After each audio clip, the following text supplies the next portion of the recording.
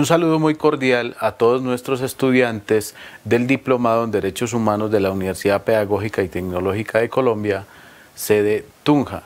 Soy Henry Torres Vázquez, doctor en Derecho Penal y abogado de la Universidad Nacional de Colombia, y he venido en los dos anteriores módulos hablando de la seguridad personal como derecho humano. Continuando con nuestra sesión de hoy, la seguridad, es necesario recordar qué es la seguridad personal. La seguridad personal debe ser entendida como un valor constitucional, como un derecho colectivo y también como un derecho fundamental. En cualquiera de estos dos casos, el principal garante es el Estado.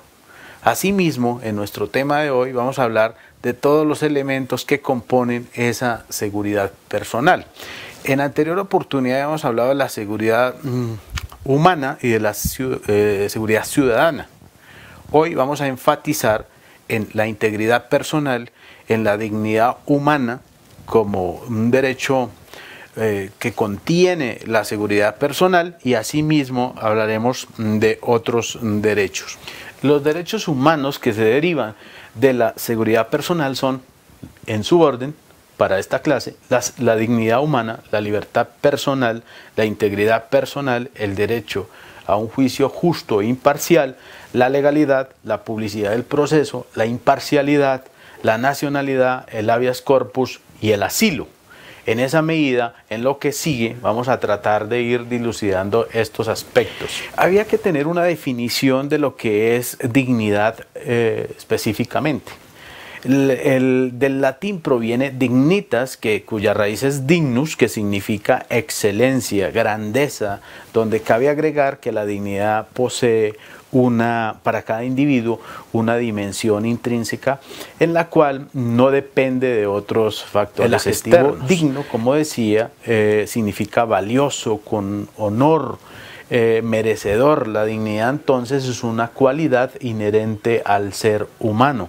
Kant menciona que la dignidad significa reconocer el valor intrínseco inherente a la persona humana y a respetar las diferencias en cuanto a talento y capacidades. La dignidad humana en la Corte Constitucional colombiana ha sido debatida ampliamente. Numerosas sentencias nos recuerdan a todos los ciudadanos y ciudadanas de este país el valor que tiene para nuestra Constitución y para el legislador, y por supuesto para el judicial, la dignidad humana. La sentencia T-881 del año 2002 identificó 3 lineamientos supremamente importantes en materia de dignidad humana. Primero, como principio fundamental del ordenamiento jurídico, por tanto, el Estado debe garantizar esa dignidad como un valor. En segundo lugar, como un principio del orden constitucional. Y en tercer lugar, como un derecho fundamental autónomo, con todo lo que implica la protección a derechos fundamentales en la Constitución del año 91.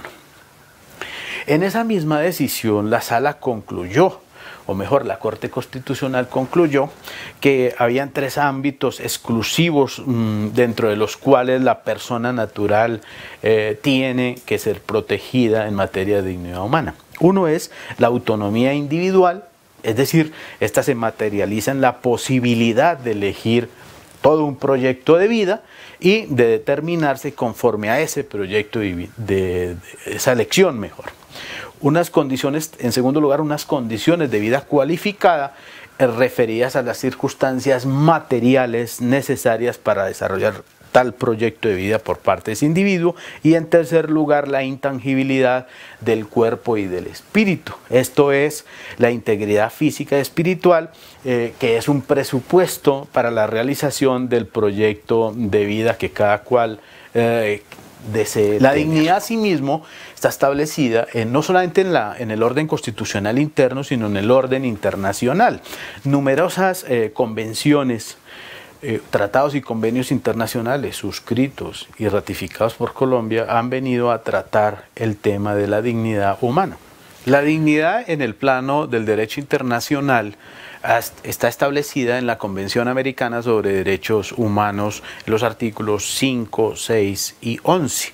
Específicamente en el artículo 5, numeral 2, se establece que nadie debe ser sometido a torturas o a tratos crueles, inhumanos o degradantes, y que toda persona privada de su libertad deberá ser tratada con respeto a la dignidad inherente al ser humano. El artículo 6, numeral 2, señala que nadie debe ser constreñido a ejecutar un trabajo forzoso u obligatorio, y en los países o en aquellos países donde se tenga señalada una pena privativa de la libertad acompañada de trabajos forzosos, pues ese trabajo forzoso no debe afectar de ningún modo la dignidad ni la capacidad física e intelectual del recluido.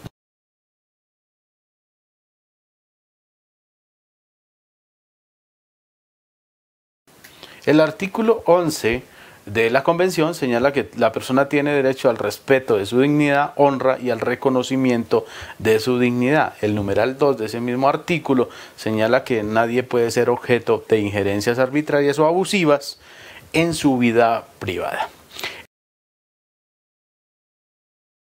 Por su parte, la Declaración Universal de Derechos Humanos, en su preámbulo y en el artículo 1, 22 y 23, numeral 3, señala aspectos relativos a la dignidad humana. En el artículo 1 señala que todos los seres humanos nacen libres e iguales en dignidad y derechos, y dotados como están de razón y conciencia, deben comportarse fraternalmente los unos con los otros.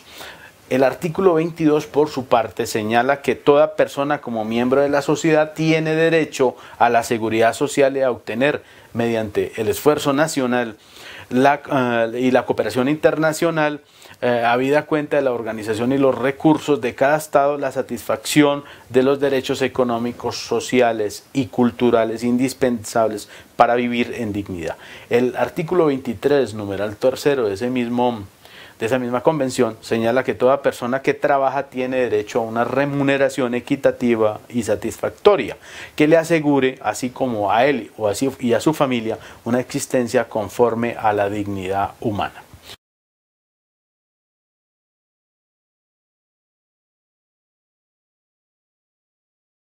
La seguridad personal, de la cual se desprende la libertad personal, es señalada por González como la libertad física o de actividad, por lo que se le denomina libertad de movilización, de locomoción o ambulatoria. Por su parte, Valencia ha señalado que la libertad es la facultad que consiste en la capacidad de elegir mediante el uso de la razón entre diversos medios y fines para crear así los estilos de vida o de cursos de acción, las relaciones intersubjetivas y las estructuras sociales que constituyen las culturas y la historia. Para Casal, otro autor, él señala que el derecho a la libertad personal ampara el estado de libertad física o corporal de la persona, entendido como una situación en la cual ella se encuentra libre de medidas como la detención, el arresto o el internamiento.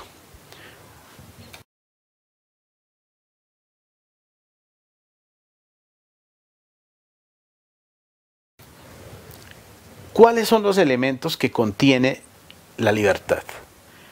Una libertad frente al arresto o la detención arbitraria está prohibida. Está prohibido el derecho a sufrir una privación de la libertad, está salvo en los casos y condiciones previstos en la ley, por supuesto, y asimismo está establecido como uno de los elementos de la libertad el derecho a ser informado de las razones que tiene el Estado para esa detención.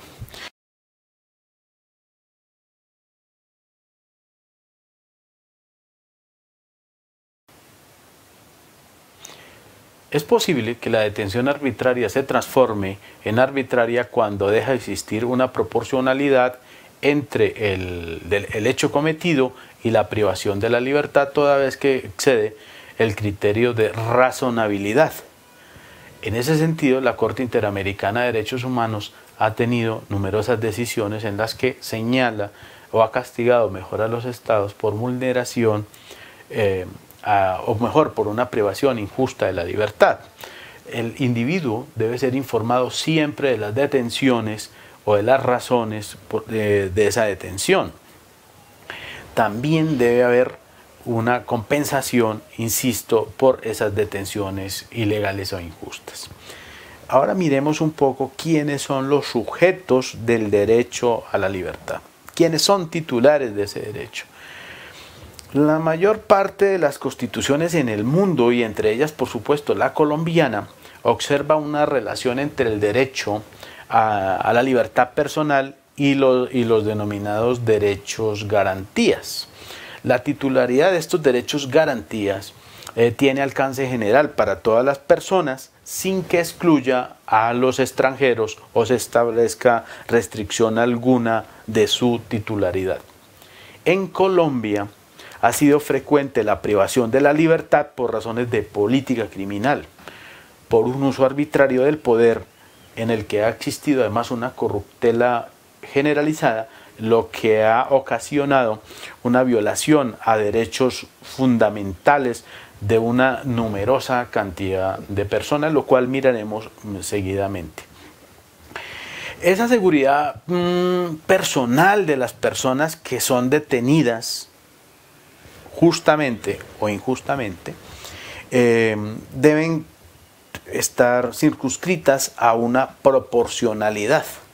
En ese sentido, el uso de la fuerza con aquellas personas que se hallen detenidas debe quedar restringido al mínimo necesario.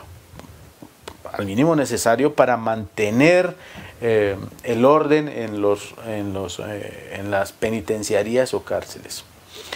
¿Quiénes son los obligados a garantizar ese derecho? Pues el destinatario principal de las obligaciones derivadas del derecho a la libertad personal es, y no podría ser otro, el Estado. Ahora bien, el Estado debe garantizar la protección del derecho a la libertad personal desde una doble dimensión. Aquellas provocadas por los poderes públicos y aquellas que provengan de los particulares. Diríamos que incluso una tercera dimensión sería de aquellos particulares que actúan con su anuencia o beneplácito, con el anuencia o beneplácito del Estado. La libertad en Colombia sería otro aspecto a destacar en esta charla. El artículo 28 de la Constitución colombiana comienza con una verdadera declaración ideológica de tinte liberal al establecer que toda persona es libre, que nadie puede ser molestado en su persona o familia, ni reducido a prisión o arresto, ni detenido, ni su domicilio registrado, sino en virtud de mandamiento escrito de autoridad judicial competente, con las formalidades legales y por motivo previamente definido en la ley. Entonces, la persona que sea detenida preventivamente deberá ser puesta a disposición judicial al juez competente dentro de las 36 horas siguientes. En este artículo se protege el derecho a la libertad física de la persona con regulación de una serie de garantías que buscan asegurar el ejercicio legítimo del derecho y el adecuado control al abuso del poder. ¿Cuáles son esos delitos que específicamente trata el Código Penal colombiano en materia de restricciones o mejor contra la libertad individual? Son tres categorías de derechos, o mejor tres delitos, perdón. El primero de ellos es la desaparición forzada de personas, establecida en el artículo 165, el secuestro establecido en el artículo 168 y la detención arbitraria señalada en el Código Penal en el artículo 174. Este delito de desaparición forzada ha sido uno de los que más frecuentemente han utilizado los grupos al margen de la ley y agentes estatales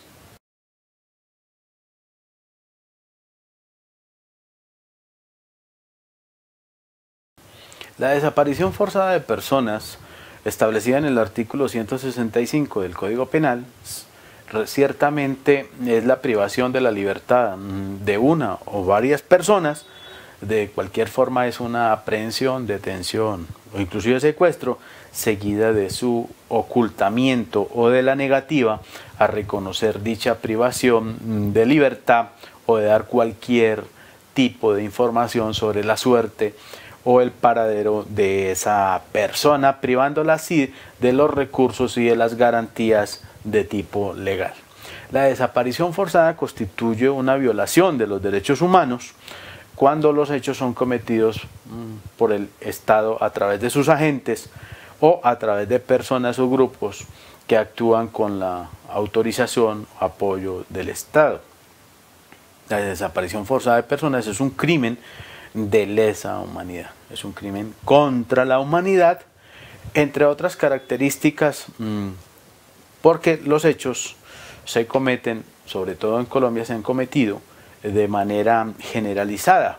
Ha habido una multiplicidad de víctimas, se ha cometido de manera sistemática, es decir, como parte de una política por parte de un grupo u organización o del mismo Estado.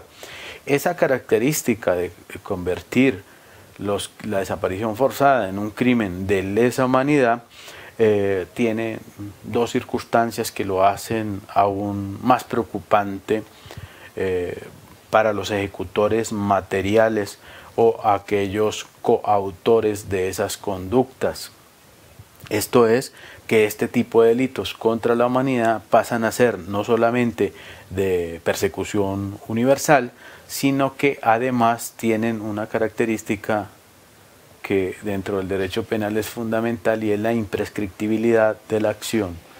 ¿Esto qué significa? A grandes rasgos significa que sin importar el tiempo que pase en la comisión de esa conducta, el Estado o cualquier Estado en el mundo puede iniciar su persecución.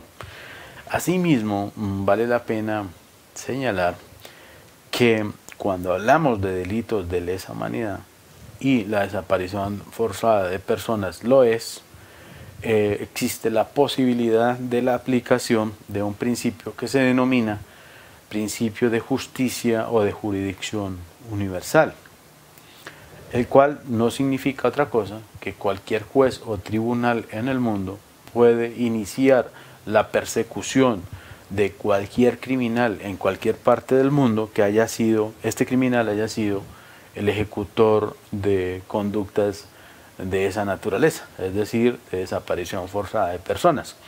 Luego entonces podemos señalar que para el caso colombiano y la multiplicidad de víctimas, que son miles de víctimas desaparecidas, conductas criminales cometidas, ya decíamos, tanto por agentes del Estado como por particulares que han contado también a veces o en muchas ocasiones con la anuencia del Estado, pues estos criminales podrán ser perseguidos en cualquier tiempo y lugar por cualquier juez o tribunal en el mundo por dichas conductas. Esto permite de manera clara evitar la impunidad, un aspecto que en Colombia ha venido a ser el principal lastre de nuestra justicia en materia penal. La desaparición forzada de personas está establecida en la Constitución Nacional en el artículo 12. Allí se señala que nadie será sometido a desaparición forzada, a torturas, ni a tratos o penas crueles, inhumanas o degradantes. ¿Qué permite ese señalamiento en la Constitución Nacional y por supuesto, como ya decía, en el artículo 165 del Código Penal? Pues que exista una persecución en el ámbito interno inicialmente y la posibilidad de que este crimen sea perseguido en el ámbito internacional. Por dos vías, insisto, o bien una, por la aplicación del principio de justicia o jurisdicción universal, del cual ya hacía referencia, o bien por la intervención de la Corte Penal Internacional, es decir, con la aplicación de una parte del Estatuto de Roma del año 98, el cual estableció la competencia de la Corte Penal Internacional, específicamente para 4 grandes delitos: desaparición forzada de personas, crímenes de lesa, crímenes de guerra, crímenes de agresión y de genocidio. Y ya habíamos señalado que la desaparición forzada de personas es un crimen de lesa humanidad.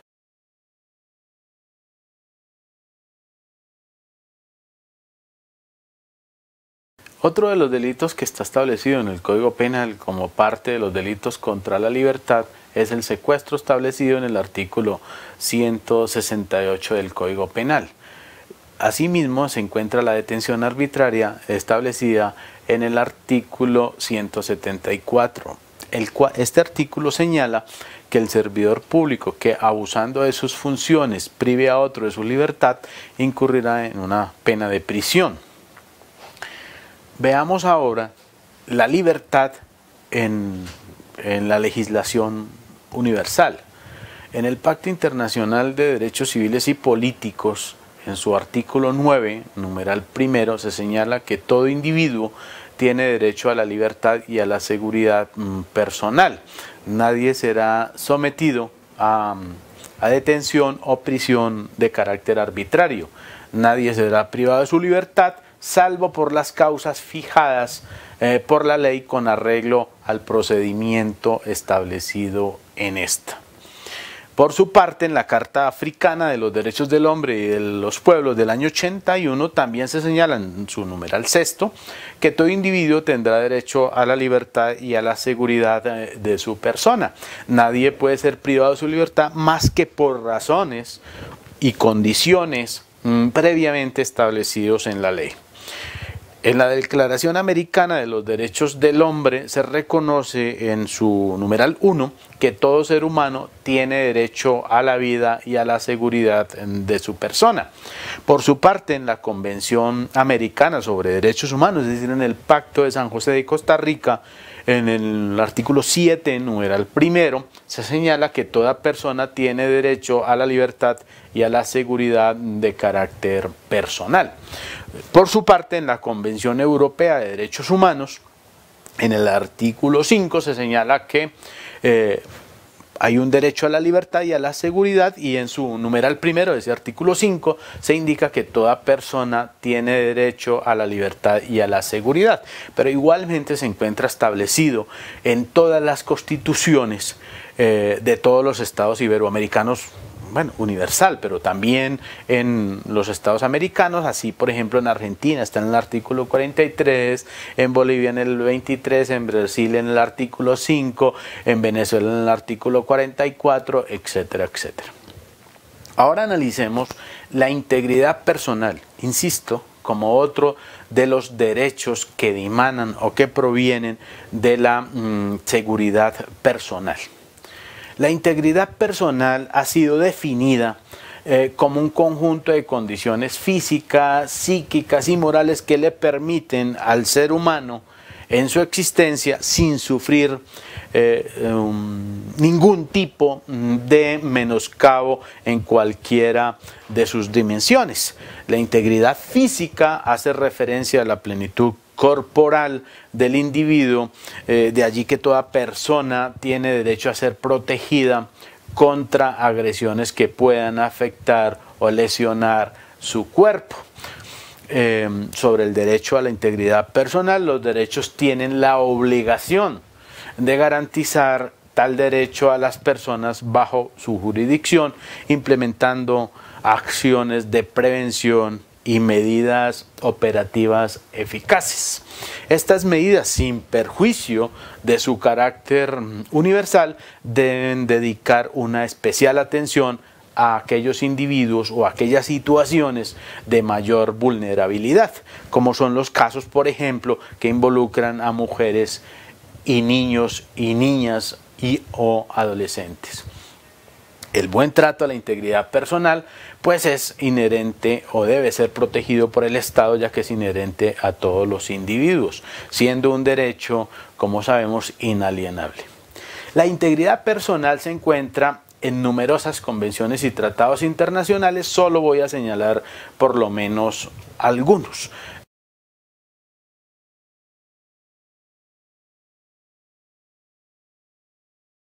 La Convención de Belém do Pará, la Convención Americana sobre Derechos Humanos, como veíamos, el Estatuto de Roma de la Corte Penal Internacional del año 98, el Pacto Internacional de Derechos Civiles y Políticos, la Declaración Americana de Derechos y Deberes del Hombre y la Convención sobre los Derechos del Niño.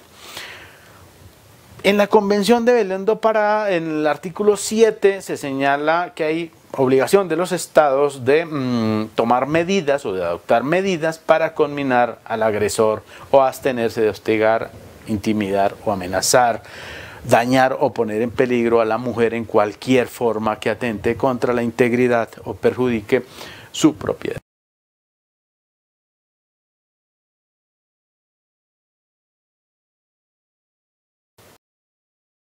En la Declaración Americana de los Derechos y Deberes del Hombre, aprobada en Bogotá en 1948, en sus artículos 1 y 5 se señala también la integridad personal. En el artículo primero se dice que todo ser humano tiene derecho a la vida, a la libertad y a la seguridad de su persona. Asimismo, en el artículo 5 se señala que toda persona tiene derecho a la protección de la ley contra los ataques abusivos a su honra, a su reputación y a su vida privada y familiar. En la Convención Americana celebrada en San José de Costa Rica de 1969, a propósito, en los artículos 5, 20 y 27 se indica también lo relativo a que, en el artículo 5 específicamente, que toda persona tiene derecho a que se respete su integridad física, psíquica y moral. Nadie debe ser, en el numeral 2 de ese mismo artículo 5, que nadie debe ser sometido a torturas ni a penas o tratos crueles, inhumanos y degradantes. Asimismo se señala que la pena no puede trascender a la persona del delincuente, que los procesados deben estar separados de los condenados, que los menores pueden ser procesados pero deben ser separados de los adultos, y que las penas privativas de la libertad tendrán como finalidad la reinserción y la resocialización del individuo.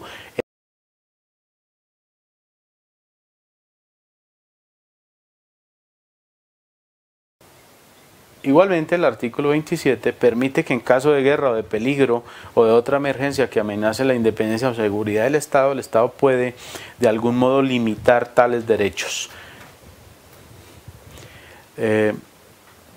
Sin embargo, no autoriza, este artículo, sin embargo, no autoriza la suspensión de derechos determinados en otros artículos de esa convención, como el reconocimiento a la personalidad jurídica, el derecho a la vida, la integridad personal, etcétera, etcétera.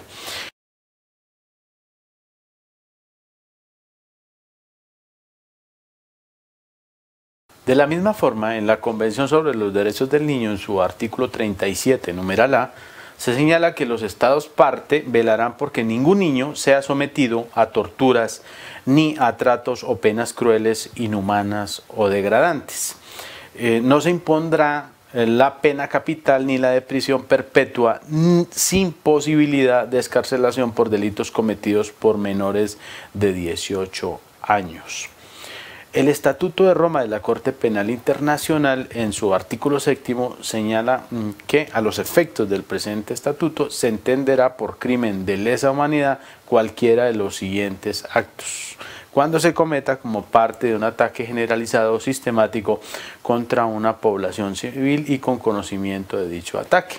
Y allí se señala el asesinato, el exterminio, la esclavitud, la deportación o traslado forzoso de población, la encarcelación u otra privación grave de la libertad física en violación de normas fundamentales de derecho internacional. Este numeral E de ese artículo 7 entonces señala la privación injusta de la libertad en algunos casos o la encarcelación sin el pleno o sin el lleno de las garantías legales, en clara violación a la integridad personal. La integridad personal también se encuentra en Colombia y específicamente la Corte Constitucional colombiana ha venido a tener un amplísimo desarrollo en materia de esa integridad de carácter personal. En la sentencia T248 del año 98, la Corte señala que la Constitución proclama el derecho fundamental a la integridad personal y al hacerlo no solamente cubre la composición física de la persona, sino la plenitud de los elementos que inciden en la salud mental y en el equilibrio psicológico. Ambos por igual, señala la Corte, deben conservarse y por ello los atentados contra uno u otro de tales factores de la integridad personal por acción o por omisión vulneran ese derecho fundamental y ponen en peligro el de la vida en las condiciones anotadas de dignidad.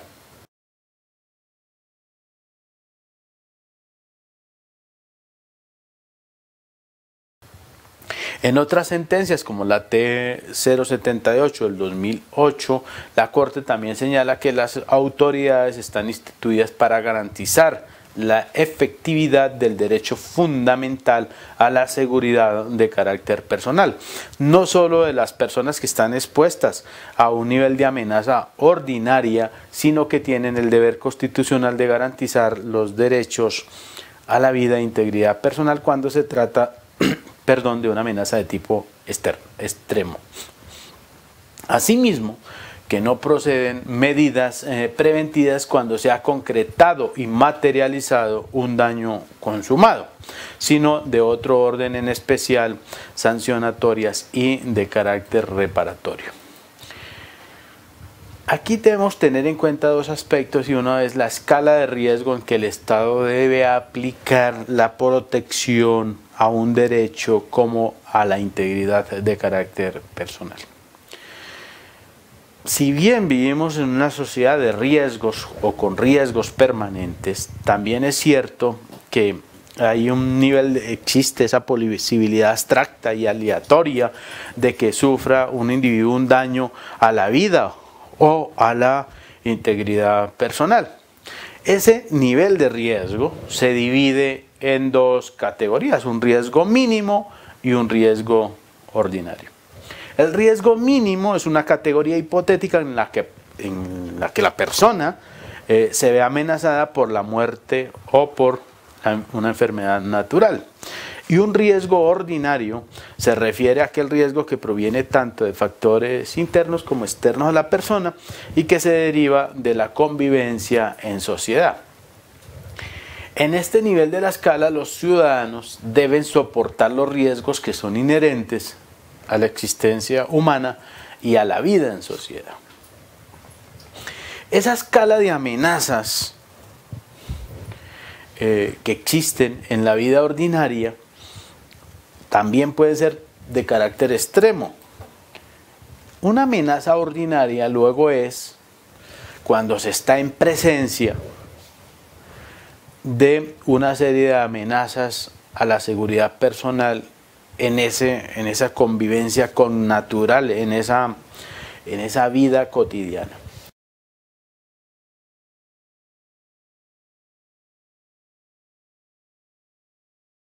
En aras de establecer la amenaza ordinaria, el funcionario tiene que determinar cuando hay una amenaza ordinaria a la seguridad personal, pues el funcionario debe hacer una valoración, un ejercicio de valoración, y este tiene unas características. Primero, que debe existir un peligro específico e individualizado.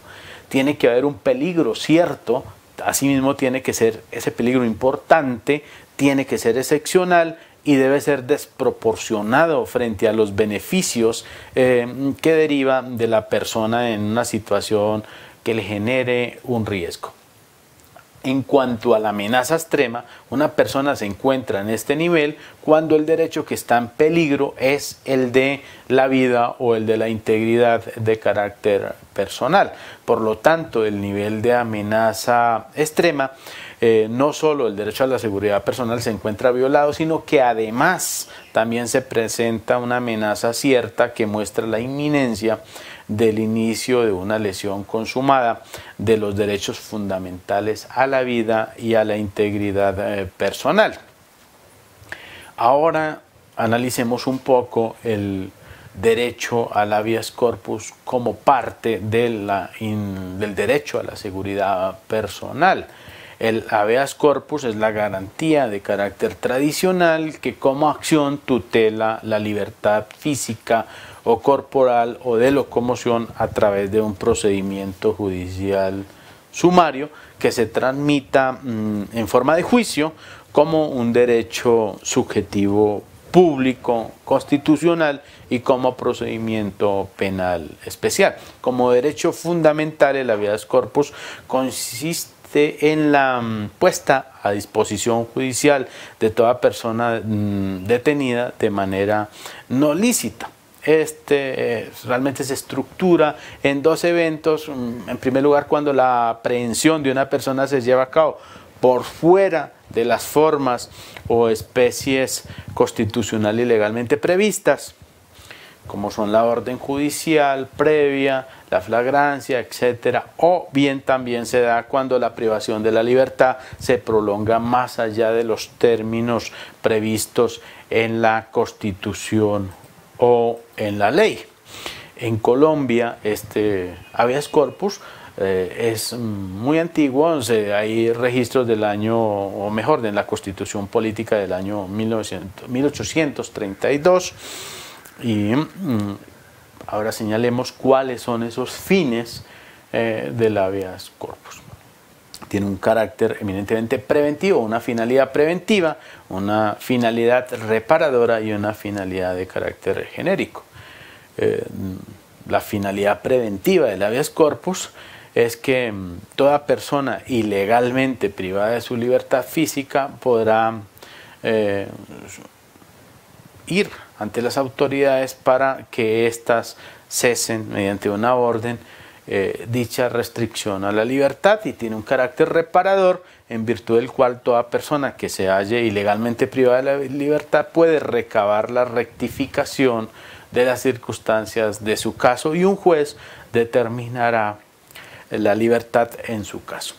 Y una finalidad de carácter genérica en virtud de la cual se podrán demandar la rectificación de las circunstancias que no están contempladas en los dos casos anteriores y que restrinjan la libertad o amenacen la seguridad personal. Realmente el habeas corpus tiene mucha agilidad, es realmente una posibilidad sencilla de lograr la libertad cuando se den esos casos ya determinados.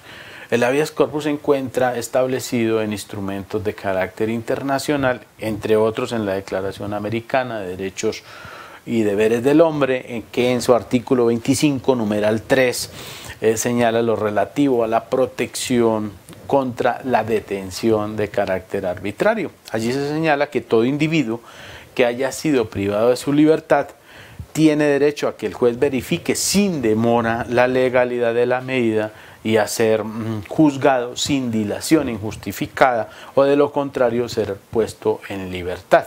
Tiene derecho también a un tratamiento humano durante la privación de su libertad. En la Convención Americana sobre Derechos Humanos también se encuentra establecido en el artículo 7, numeral sexto, en el artículo 25 y 27, numeral segundo. El artículo 7 señala que toda persona privada de libertad tiene derecho a recurrir ante juez o tribunal competente a fin de que éste decida sin demora sobre la legalidad de su arresto o detención y ordene su libertad si el arresto o la detención fueren ilegales.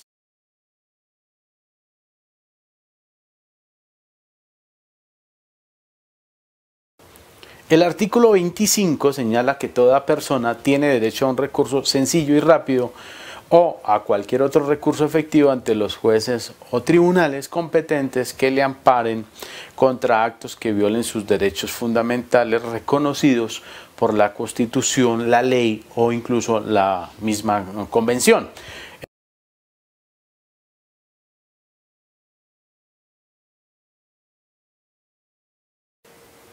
En Colombia, el habeas corpus se encuentra determinado en la Constitución Política de 1991 y allí se señala que en el artículo 30 que este es un derecho fundamental constitucional y efectivamente se dice que quien estuviere privado de su libertad y creyera o estarlo ilegalmente, tiene derecho a invocar ante cualquier autoridad judicial en todo tiempo o lugar, por sí mismo o por interpuesta persona, el habeas corpus, el cual debe resolverse en el término de 36 horas.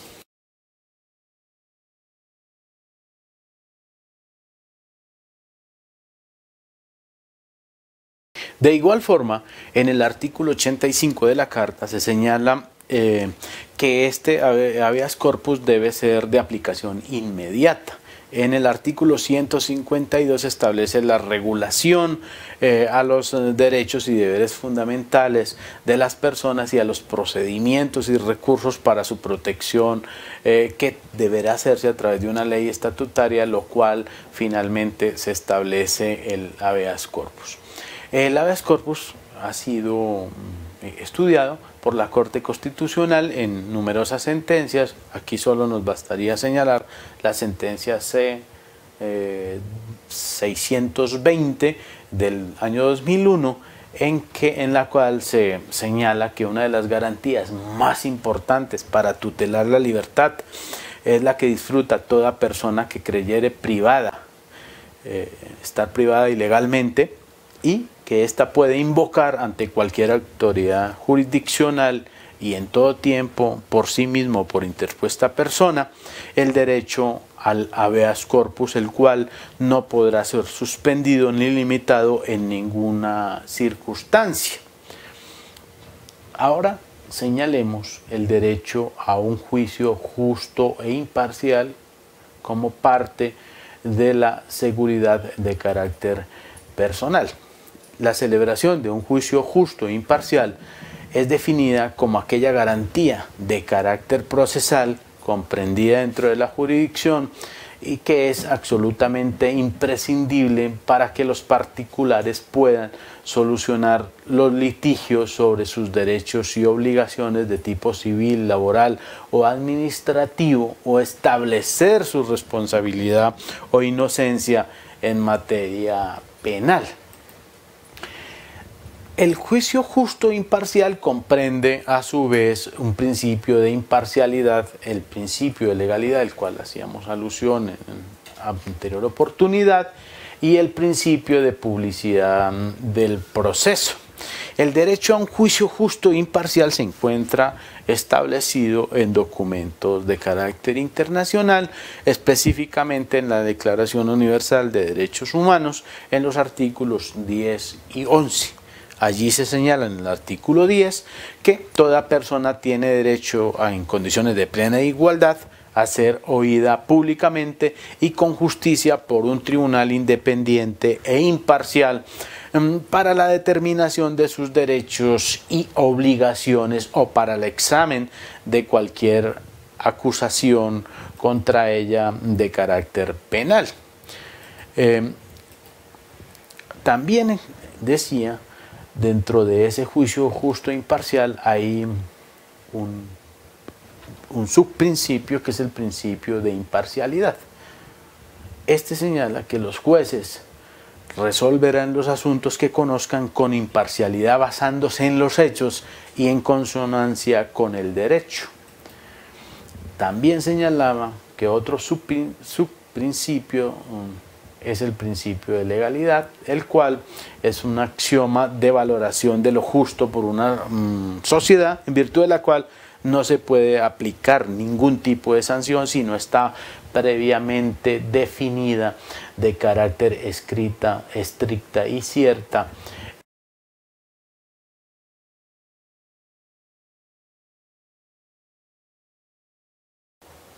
Ahora hablemos del derecho a la nacionalidad como otro de los derechos que dimanan del derecho a la seguridad personal. Etimológicamente, la palabra nacionalidad deriva del vocablo natio del latín que significa nación. Se puede interpretar que es el hecho del nacimiento de las personas. La nacionalidad es un vínculo jurídico fundado en la naturaleza o en el derecho positivo que existe entre una persona y un estado determinado, en virtud del cual se declaran y se establecen derechos y deberes recíprocos. La nacionalidad no solo permite que la persona sienta que pertenece a una sociedad determinada, sino que establece un vínculo jurídico entre ella y el Estado. Desde el derecho romano existe la nacionalidad como derecho. La Corte Interamericana de Derechos Humanos la ha estudiado y en la Declaración Universal de los Derechos Humanos establece en el artículo 15 que toda persona tiene derecho a una nacionalidad. A nadie se le privará arbitrariamente de su nacionalidad ni del derecho que tiene a sí mismo a cambiar de nacionalidad. El Pacto Internacional de Derechos Civiles y Políticos, en su artículo 24, numerales 1 y 3, establece también ese derecho a esa nacionalidad y señala en el numeral primero que todo niño tiene derecho, sin discriminación alguna por motivos de raza, color, sexo, idioma, religión, origen nacional o social, posición económica o nacimiento, a las medidas de protección que su condición de menor requiere, tanto por parte de su familia como de la sociedad y del Estado. Y en el numeral tercero señala que todo niño tiene derecho a adquirir una nacionalidad. De igual manera, en la Declaración Americana de Derechos del Hombre, en el artículo 9, se señala que toda persona tiene derecho a una nacionalidad. En la Constitución colombiana igualmente se encuentra.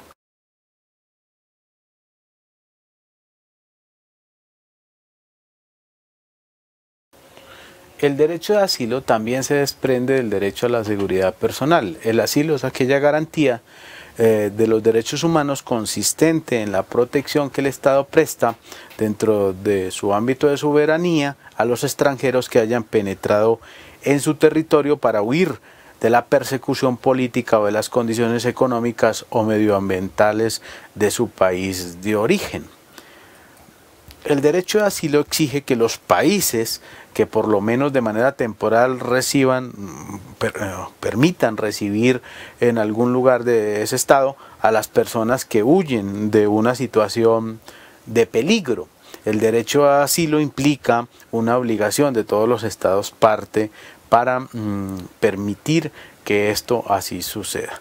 Dentro de él también existe un principio de no devolución consagrado en el artículo 33 de la Convención sobre el Estatuto de los Refugiados de 1951, en que se prohíbe la expulsión o devolución, ya que se pone en peligro a aquellos individuos a los cuales se les ha concedido el asilo.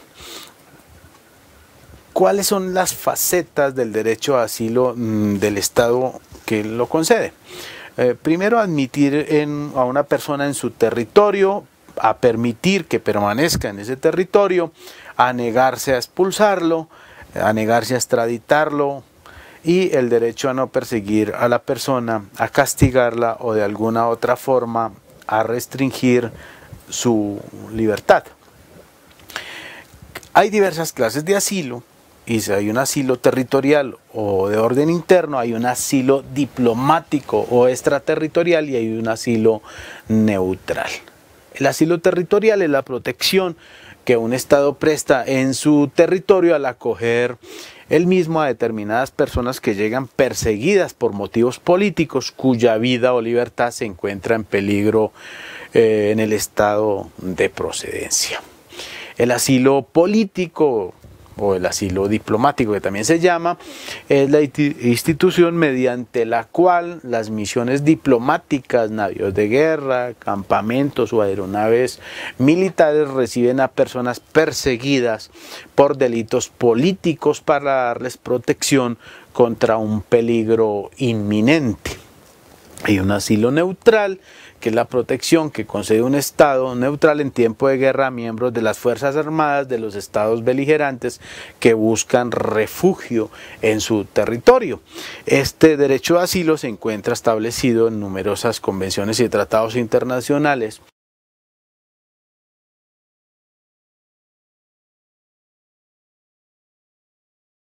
La Declaración Universal de los Derechos Humanos, en el artículo 14, define el derecho de asilo, señalando que en caso de persecución, toda persona tiene derecho a buscar asilo y a disfrutar de él en cualquier país. Del mismo modo señala que este derecho no podrá ser invocado contra una acción judicial realmente originada por delitos comunes o por actos opuestos a los propósitos y a los principios de las Naciones Unidas. Aquí voy a hacer un paréntesis para señalar que los delitos políticos están consagrados en el Código Penal colombiano y allí se dice que son los delitos políticos por excelencia, son la rebelión y la asonada, igualmente la conspiración. Por lo tanto, estos delitos son los únicos considerados como delitos de naturaleza política, y son los que un individuo puede, o por los cuales un individuo puede invocar el derecho de asilo.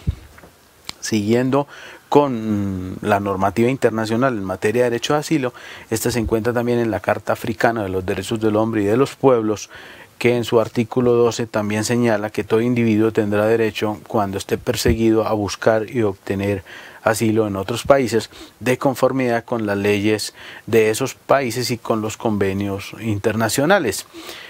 De la misma manera, en la Declaración Americana de los Derechos del Hombre se reconoce en el artículo 27 el derecho de asilo. Toda persona tiene derecho de buscar y recibir asilo en territorio extranjero en caso de persecución que no sea motivada por delitos de derecho común y de acuerdo con la legislación de cada país y de conformidad con los convenios de naturaleza internacional. También en la Carta de Derechos Fundamentales de la Unión Europea se señala en el artículo 18 que se garantiza el derecho de asilo de acuerdo con la normativa y los convenios de Ginebra del año 51 y otras normas para la protección, o mejor, para poder brindar con carácter primordial el derecho de asilo.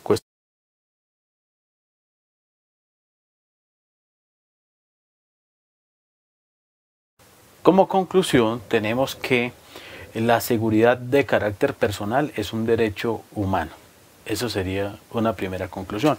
La segunda es que de ella se desprende la seguridad humana, la seguridad ciudadana, y que asimismo se desprende también otros derechos como la dignidad humana o como la libertad o la integridad de carácter personal. Hay que hacer una reflexión en torno a los derechos humanos y la violación a los derechos humanos y específicamente la seguridad personal en el territorio nacional. Durante décadas este derecho ha sido violentado y específicamente el principal responsable ha sido el Estado. ¿En qué sentido? En que el Estado, a raíz de una política criminal y durante varios gobiernos, ha iniciado una persecución contra individuos que no tienen o que no han cometido delitos. En esa medida se ha violentado la seguridad de carácter personal, por lo menos en su vertiente de violación a la dignidad humana y específicamente a la libertad de carácter personal. No en vano en Colombia hay miles y miles de desaparecidos, con lo cual, como ya habíamos dicho, la desaparición forzada no solamente hace parte de las violaciones a la seguridad personal, sino que es un delito de lesa o contra toda la humanidad. Luego entonces habría que entender que los grandes violadores de los derechos humanos, específicamente aquellos que han cometido delitos de desaparición forzada, no solo son responsables en el ámbito interno, sino que por la naturaleza de delito contra la humanidad lo son de carácter universal. Habría que agregar que estos delitos, como ya señalábamos, son delitos imprescriptibles en la acción. Esa naturaleza de esos delitos permite que cualquier país, mejor que cualquier tribunal en el mundo, de cualquier país, pueda iniciar una acción penal en cualquier tiempo o lugar en contra de esos ejecutores de esos delitos. Asimismo, la dignidad humana que señalábamos hace parte de los derechos que se desprenden de la seguridad personal y también hablábamos del derecho de asilo. Este derecho de asilo hoy en el mundo tiene una permanente confrontación o confronta a los estados con el derecho como tal. Colombia no es ajeno a esa lucha por el derecho de asilo, insisto, que se desprende de la seguridad de carácter personal. ¿En qué medida? En la medida en que a raíz de esa persecución política y sobre todo una persecución judicial a numerosos individuos involucrados como, o mejor, señalados o rotulados como integrantes de unos u otros grupos criminales, sin serlo, insisto, muchos de ellos han logrado buscar asilo en países como España o Canadá. Estos colombianos en esos países se han visto o han visto cómo no solamente se les violenta sus derechos en este país, en Colombia, por la persecución política, es decir, por la persecución como del delito por los delitos de rebelión, sedición, o asonada o de conspiración, y en esa medida estas personas han tenido que ir a buscar refugio en otros países lográndolo. En esos países no siempre han sido recibidos de buen agrado, con lo cual es una violación a la integridad de carácter personal. Esa seguridad personal en la cual hemos hablado a lo largo de estas charlas nos permite determinar que el principal garante de la seguridad personal es el Estado por obligaciones que dimanan del derecho internacional. Esas obligaciones en muchas ocasiones han sido violentadas por el Estado colombiano y por lo cual ha sido condenado en numerosas decisiones de la Corte Interamericana de Derechos Humanos y seguramente en el futuro lo será por violaciones a la seguridad personal. Muchísimas gracias a todos y todas.